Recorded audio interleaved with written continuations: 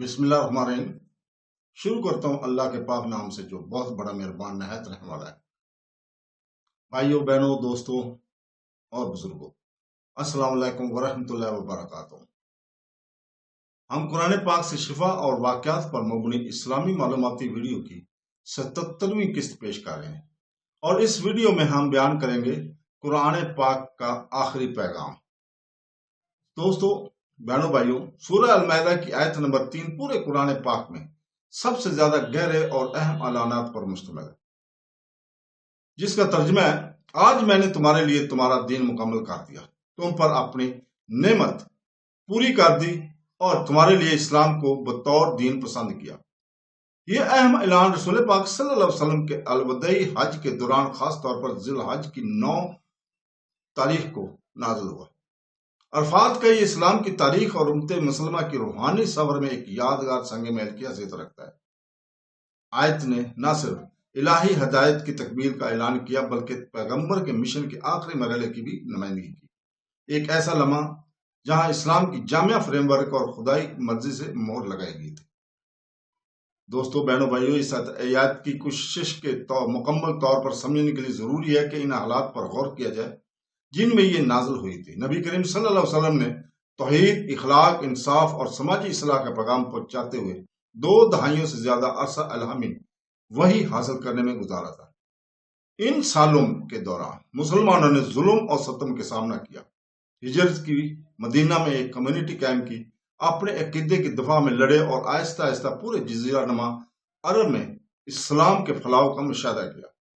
اس آیت کے نزول کے ساتھ ہی اللہ تعالیٰ نے اعلان کیا کہ الہی ہدایات کے عمل اپنے معروج پر پہنچ گیا ہے، مزید کسی بھی چیز کو شامل کرنے یا ترمیم کرنے کی ضرورت نہیں ہے۔ اسلام ایک مکمل ضابطہ حیات کے طور پر اب اس کی سب سے کامل اور ناقابل تغییر شکل میں اہل ایمان کے حوالے کر دیا گیا تھا۔ فقرہ جس میں کہا گیا کہ میں نے تمہارے لیے تمہارے دین کو کامل کر دیا، اس بات کی طرف اشارہ کرتا ہے کہ اسلامی قانون، عقیدہ، عبادات، اخلاقیات اور معاشرتی تنظیم کا ہر ضروری پہلو پوری طرح ظاہر ہو چکا تھا۔ اس کا مطلب یہ ہے کہ اب اسلام کا نظام زندگی کے تمام پہلوؤں میں انسانیت کے رہنمائی کے طور پر کافی تھا۔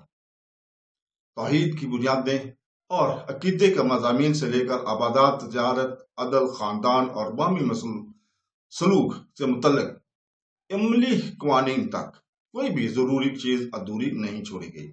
یہ حج کے دوران اس اعلان کے وقت میں الہی حکمت پر روشنی ڈالتا ہے، ایک ایسا اجتماع جو اتحاد، اللہ کے سامنے سر تقسیم کام کرنے اور پیغام کی عالمگیریت کی علامت ہے۔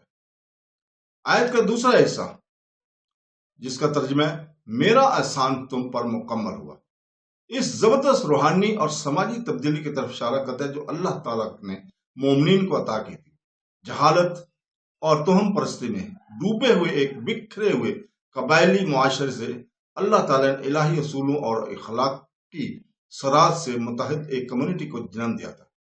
اس احسان میں وحی کا تحفہ، نبی کریم صلی اللہ علیہ وسلم کی برکت، قرآن کی رہنمائی اور ایک عادلانہ اور ہمدردانہ طرز زندگی کا قیام شامل تھا۔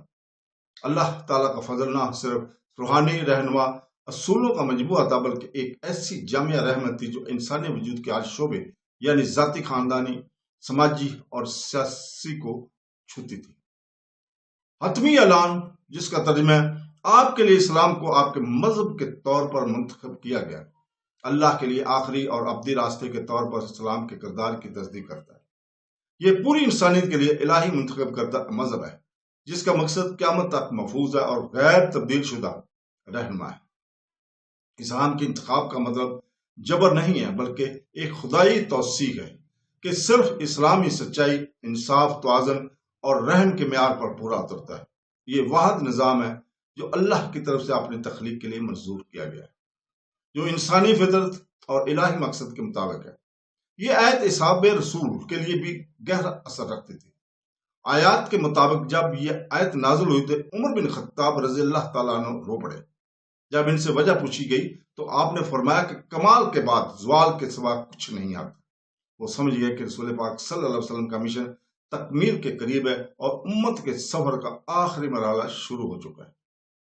اب یہ مومنوں کی ذمہ داری ہے کہ وہ نبی کریم صلی اللہ علیہ وسلم کی براہ راست رہنمائی کے بغیر اس مکمل دین کو برقرار رکھیں اور اس کی حفاظت کریں۔ اس آیت کا وقت، سورہ میں اس کی جگہ اور اس کے معنی کی گہرائی نے اسلامی فکر اور علم پر دیر پا اثر ڈالا ہے۔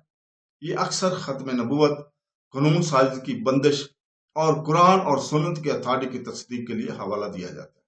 یہ ایک یاد دہانی کے طور پر کام کرتا ہے کہ اسلام جدت، اصلاح یا اضافے کی ضرورت نہیں ہے، بلکہ اس کے بجائے اخلاص، فہم اور اپنے لازوال اصولوں کے اطلاق کا مطالبہ کرتا ہے۔ سورہ